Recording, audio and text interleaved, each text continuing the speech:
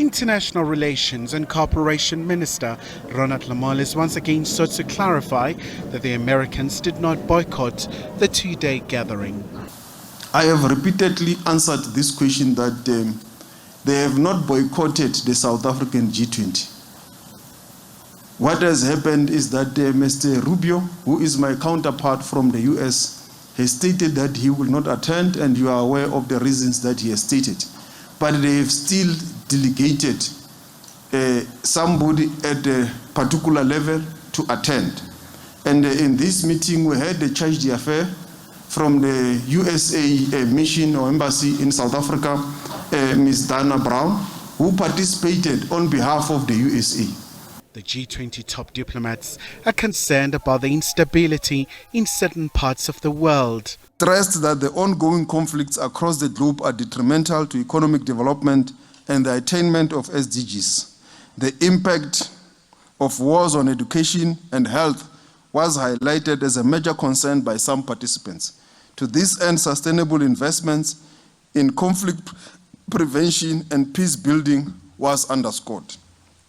Concerning the ongoing conflict and wars in Africa, the Middle East and Europe, the meeting reiterated that all states must act in a manner consistent with the purpose and principles of the UN Charter.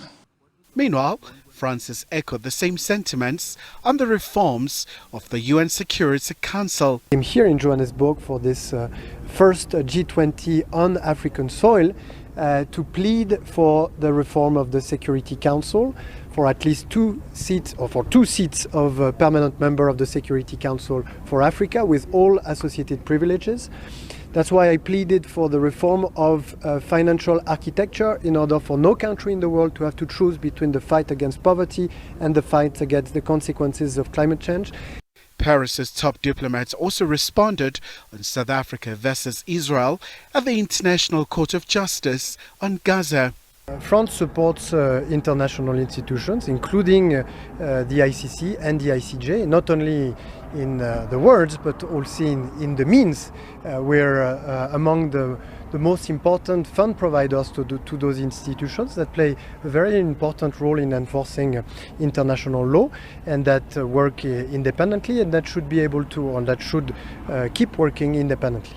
South Africa's G20 presidency has also received support from key partners in the continent. We are very excited to be supporting South Africa, representing Africa actually, in the G20. Very, very important for us. We are the knowledge partner for the African Union. We are the knowledge partner for the South Africa in their own chairmanship of this G20. Very, very exciting. Because at this point in time, there are many issues. There are issues of debt, which is exceeding $1.1 trillion for Africa alone, and the payment of interest is way above 100 billion every year. We are also having issues of access to concessional financing. We are having issues of climate change.